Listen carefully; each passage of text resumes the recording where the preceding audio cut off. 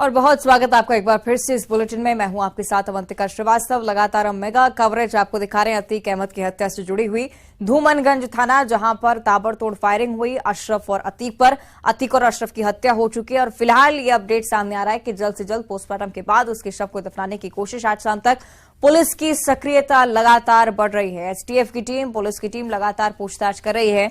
कैसे ये पूरा घटनाक्रम हुआ इस पर भी नजर, साथ ही साथ आगे कितने बड़े कनेक्शंस का खुलासा हो सकता है इस पर भी पुलिस लगातार अब नजरें बनाए हुए। ये हत्याकांड जिसे लेकर सबसे बड़ा कवरेज आप फिलहाल न्यूज 18 पर देख रहे हैं। 3 हमलावर जो कि फिलहाल पुलिस गिरफ्त में है। पुलिस और एसटीएफ की टीम लगातार उनसे पूछताछ कर रही है और खास बात यह है कि अलग अलग पूछताछ की जा रही है कि अगर तीनों की तरफ से कोई अलग बयान सामने आता है तो मौके पर ही उसकी पुष्टि हो सके। तीनों कई बार पुलिस को गुमराह करने की कोशिश भी कर चुके हैं। इस बात का खुलासा पुलिस और हमारे संवाददाता भी लगातार इस बारे में अपडेट दे रहे हैं। लेकिन जमीनी स्तर पर फिलहाल प्रयागराज में क्या माहौल है, नोएडा में क्या माहौल है, ये भी हम आपको बताएं। पूरे उत्तर प्रदेश में सक्रियता पुलिस की बढ़ चुकी है। दिल्ली में भी, नोएडा में भी पुलिस पूरी तरह से सक्रिय है क्योंकि कुछ भी हो सकता है। अतीक के वकील ने भी इस ओर संकेत किया है कि शाइस्ता परवीन भी सरेंडर कर सकती है, इसलिए हर चप्पे चप्पे पर पुलिस की तैनाती। उमेश पाल के घर के बाहर भी सिक्योरिटी बढ़ाई गई है। एसटीएफ के अधिकारी वहां पर भी मौजूद हैं और अतीक के घर के बाहर भी सिक्योरिटी लगातार तैनात है। धारा 144 लागू है पूरे उत्तर प्रदेश में और पुलिस लगातार हर आने जाने वाले पर नजरें बनाए हुए, क्योंकि किसी भी कनेक्शन का सुराग भी अगर पुलिस को मिलता है तो पुलिस पूरी गंभीरता से जांच करेगी, क्योंकि पहले जो चूक हुई उसे दोहराने का बिल्कुल भी अब गुंजाइश नहीं बचती है। कि पुलिस का सुरक्षा घेरा तोड़कर अतीक तक, अशरफ तक पहुंच गए हमलावर।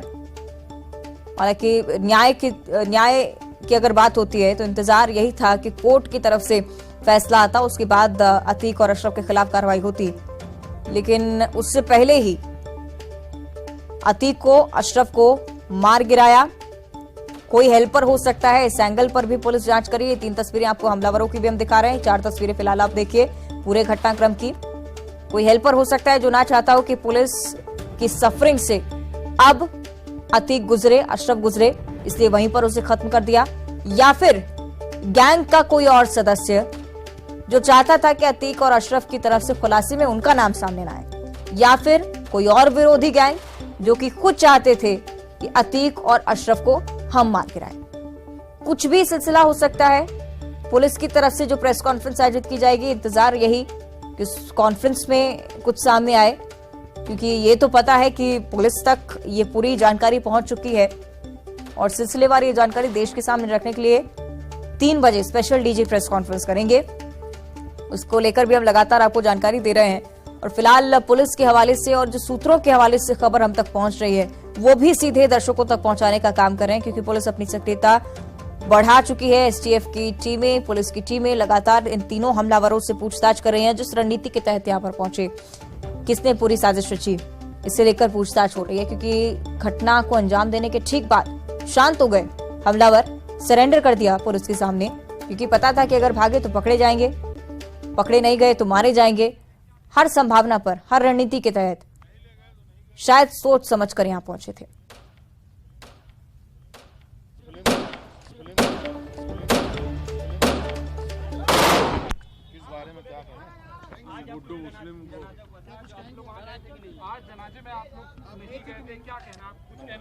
सामने ये उस व्यक्ति का काम हो सकता है जिसको ये मालूम हो कि इनको मारने के बाद हम मर सकते हैं।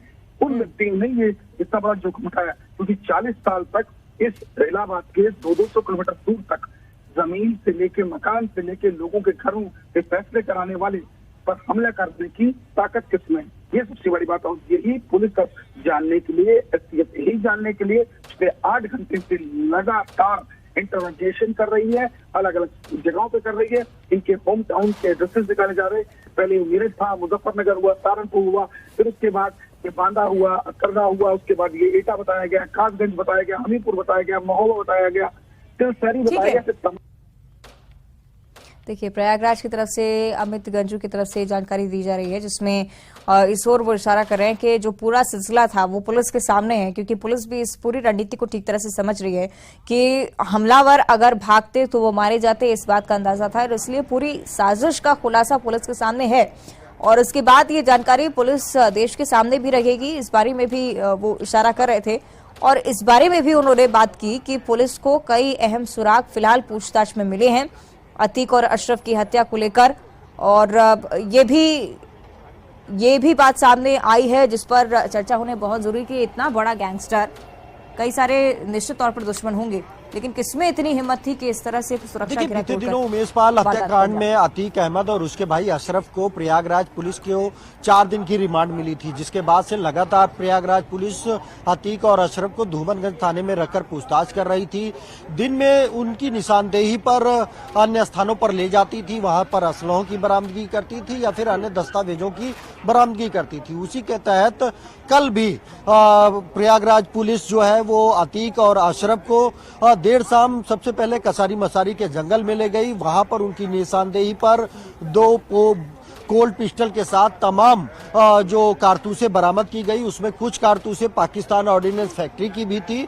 और जिसके बाद कोर्ट के आदेश ये है कि हर दिन जब तक वो रिमांड पर रहेगा, डेली प्रयागराज पुलिस उसका मेडिकल भी कराएगी। उसी के तहत जब ये निशानदेही पर बरामदगी हो गई, उसके बाद अतीक अहमद और उसके भाई अशरफ को इसी प्रयागराज के मोतीलाल नेहरू मंडलीय चिकित्सालय काल्विन अस्पताल में मेडिकल के लिए लाया गया, जिसके बाद जो उसका काफिला था वो यहाँ पर पहुंचा। यहीं पर पुलिस जीप से अशरफ और उसका भाई अतीक उतरता है, जिसके बाद उसे पैदल पुलिस अस्पताल के गेट में ले जाती है, जहां पर पहले से ही मीडिया कर्मी मौजूद रहते हैं। उसमें न्यूज 18 की टीम भी मौके पर मौजूद थी। जैसे ही इस स्थल पर यहां पर पहुंचता है अतीक, वैसे ही मीडिया कर्मी के रूप में 2 शूटर्स पहले से मौजूद रहते हैं। 3 शूटर्स वो ताबड़तोड़ फायरिंग शुरू कर देते हैं, जिसके बाद आप देख सकते हैं किसके इशारे पर उन्होंने ये काम किया है, उसका नाम वो नहीं ले रहे हैं। देखिए, मौके की तस्वीरें भी हमारे सहयोगी लगातार आप तक पहुंचा रहे हैं, कैसे पूरी वारदात को अंजाम दिया, कैसे 3 शूटर्स जो कि मीडिया कर्मी के भेष में आए थे और फौरन गोलियां दागना शुरू करते हैं। तो कुल मिलाकर ये पूरा घटनाक्रम जब तक सामने आ पाया, माना यह जा रहा है कि पुलिस पूछताछ में इस बारे में तथ्य जुटा चुकी है, और उसके बाद प्रेस कॉन्फ्रेंस में दोपहर 3 बजे इस पूरी वारदात का खुलासा करेगी। और स्पेशल डीआईजी की तरफ से, डीजी की तरफ से निश्चित तौर पर आगे को लेकर भी अब जानकारी सामने आ सकती है कि प्रशासन और पुलिस की जो तैनाती है वो अलग अलग क्षेत्रों में बढ़ती जा रही है। अलग अलग क्षेत्रों में क्या कुछ हालात है उनकी तरफ से ये भी बताया जा सकता है, कैसे इस बड़े नेटवर्क को ध्वस्त करने की पुलिस कोशिश कर रही है, इस पर भी संशय है और इस पर भी जानकारी स्पेशल डीजी की तरफ से दी जा सकती है। तो तीनों से अलग अलग पूछताछ चल रही है। पूछताछ के सिलसिले में क्या कुछ सामने आता है, भी इसी बात का इंतजार,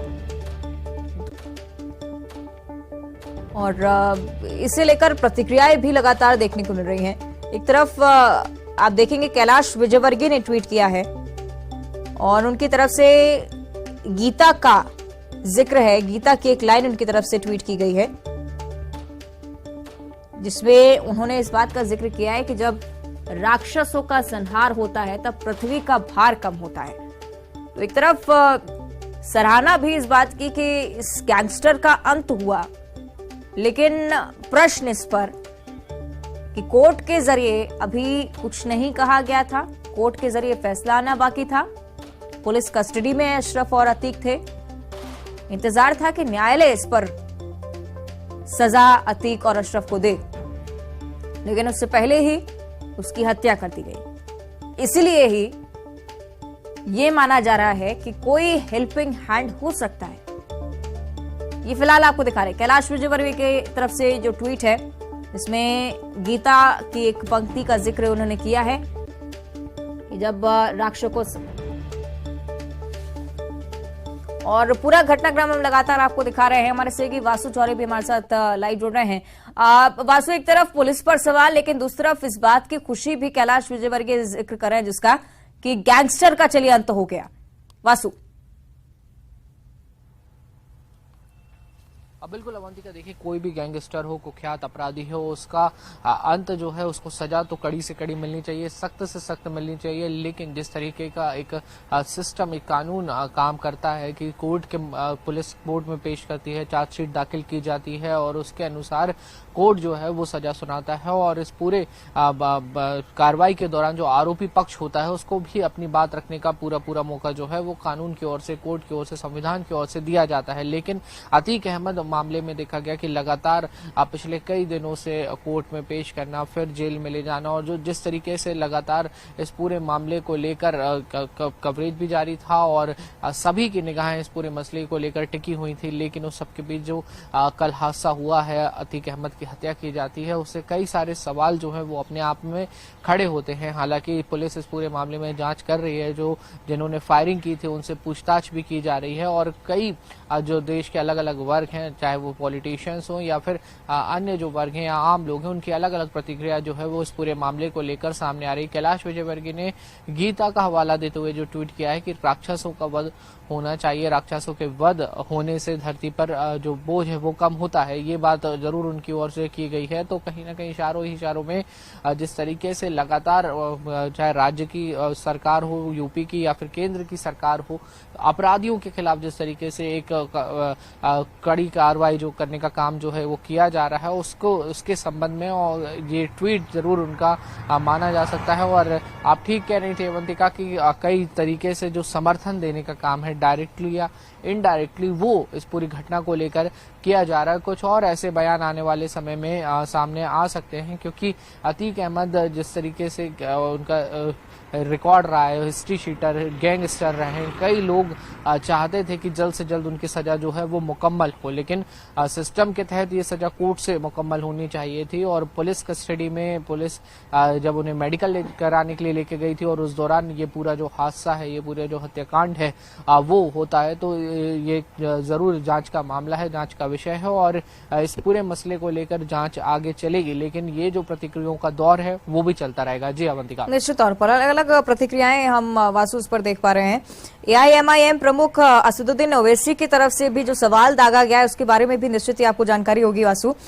वो ये कह रहे हैं कि यूपी पुलिस आखिर क्या कर रही थी, कैसे सुरक्षा का घेरा तोड़ा गया, और सवाल पूछना लाजमी भी है क्योंकि लेजिस्लेचर और ज्यूरिसडिक्शन को पहले ही आप काउंटर कर रहे हैं और पहले ही आप इस पर सवाल दाग रहे हैं कि सुरक्षा घेरा तोड़कर कोई हमलावर उन तक पहुंचा और सफलतापूर्वक वारदात को अंजाम दिया, लेकिन सरेंडर कर चुका है। वासु। निश्चित तौर पर अवंतिका, देखिए जिस तरीके से ये पूरी हत्या हुई है, अतीक अहमद जो गैंगस्टर है उसको एक हाई सिक्योरिटी में उसको जो है मेडिकल के लिए भी ले जाया गया और उसको जो जेलों में ले जाया जा रहा था और जो अन्य जगहों पर जहां पर भी उसको पेश करना था और जो भी बीच में ट्रांसपोर्टेशन हो रहा था, उस दौरान देखा गया है कि काफी कड़ी सुरक्षा व्यवस्था थी, बड़ी संख्या में जो पुलिसकर्मी है वो तैनात थे और सुरक्षा घेरा जरूर वहां पर बनाया गया था। वासु आप बने रहेगा हमारे साथ, लगातार आपसे अभी हम अपडेट लेते रहेंगे। लेकिन अतीक और अशरफ के मर्डर को लेकर लगातार जानकारी साझा कर रहे हैं। पूरे उत्तर प्रदेश में सतर्कता बढ़ाएं, धारा 144 लागू कर उत्तर प्रदेश के लोगों को यह आश्वस्त करें कि वो पूरी तरह से सुरक्षित है, उन्हें किसी भी तरह की कोई असुविधा नहीं होनी चाहिए। दूसरी ओर सोशल मीडिया पर जो अफवाहें फैलाई जा रही हैं उस पर भी लोगों से ध्यान न देने की मुख्यमंत्री ने अपील की थी।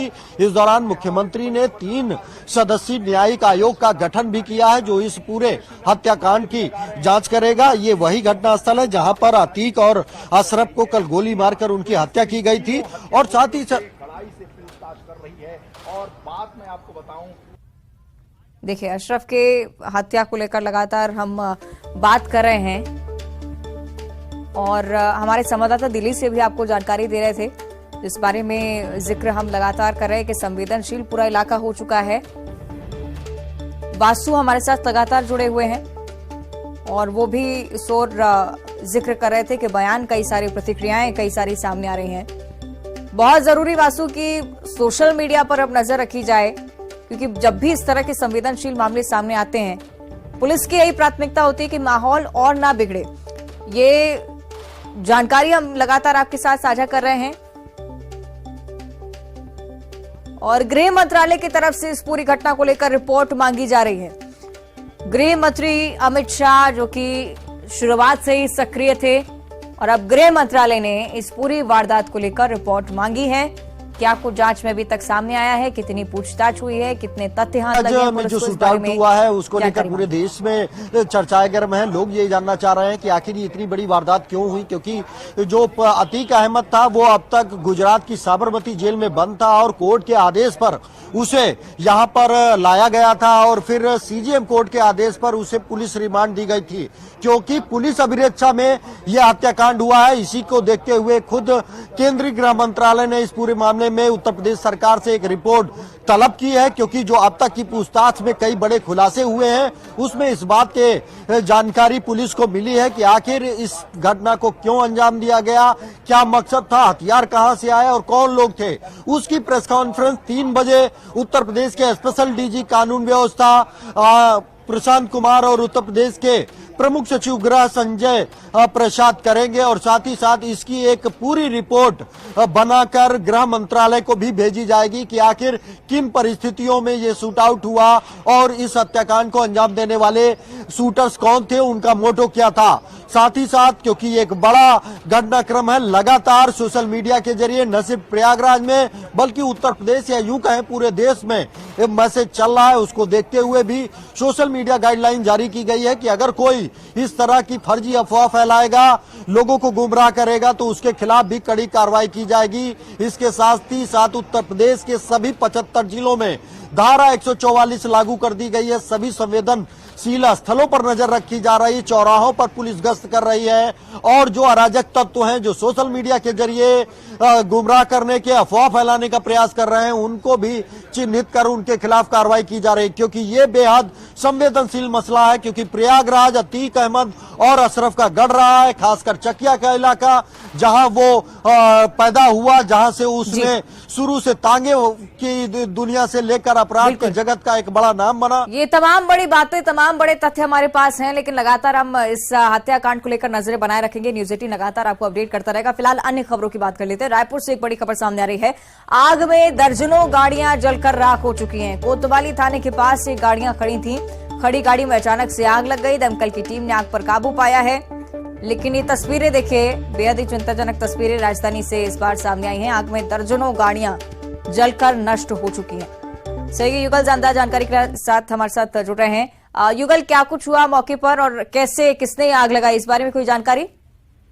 देखिए अवंतिका, लगभग 3 से 4 बजे बीच की सुबह की ये घटना है और अचानक से कोतवाली थाना क्षेत्र के आसपास जो गाड़ियां खड़ी होती और उस पे आगजनी की घटना हुई है। आग कैसे लगी इसका पता नहीं चला है।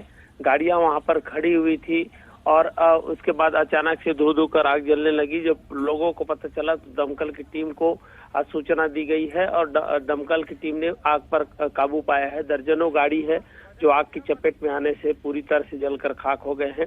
इससे पहले भी पंडरी थाना के जो कंपाउंड में जो वाहन रखा हुआ था, जब तो वाहन उस पर भी आगजनी की घटना घटित हुई थी और इस तरह की आगजनी की घटना कोई शरारती तत्वों की करतूत है या फिर अचानक से आग लगी, पुलिस अब इस पर जांच करेगी। जी चलिए, यानी कि इस बारे में अभी तक खुलासा नहीं। शुक्रिया आपको युगल जानकारी के लिए।